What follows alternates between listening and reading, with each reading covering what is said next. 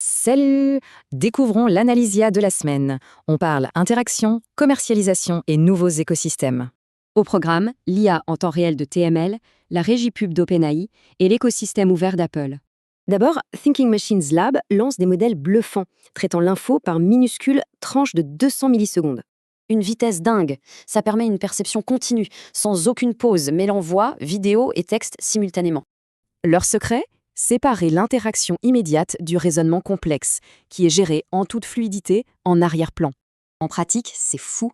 Traduction en direct, comptage des répétitions et réaction instantanée au moindre changement visuel. Comme l'affirme la PDG Mira Murati, notre façon de collaborer avec l'IA compte autant que son intelligence. Le point crucial, on privilégie une vraie collaboration naturelle entre l'humain et l'IA plutôt qu'une autonomie totale. Côté business, OpenAI transforme carrément ChatGPT en écosystème d'affaires avec sa propre plateforme publicitaire en libre service. L'innovation majeure, intégrer directement les standards publicitaires classiques comme le coût par impression et par clic. C'est du solide. Des géants comme Dentsu et des leaders technologiques comme Adobe sont déjà parfaitement intégrés. Une ambition titanesque. OpenAI vise 2,5 milliards cette année et 100 milliards d'ici 2030. Ça redéfinit tout le marketing. ChatGPT devient un canal central d'acquisition client et de véritable commerce conversationnel.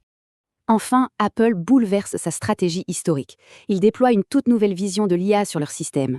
Fini les modèles fermés. Les nouvelles extensions d'Apple permettent d'intégrer des fournisseurs tiers comme Google ou Anthropic. La flexibilité devient totale pour générer du texte, éditer ou créer des images avec son modèle favori. Ce pivot stratégique majeur vise évidemment à combler rapidement le retard perçu face aux rivaux Microsoft et Google. Si cette ouverture stimule vraiment l'innovation, attention, elle risque aussi de fragmenter l'expérience utilisateur globale.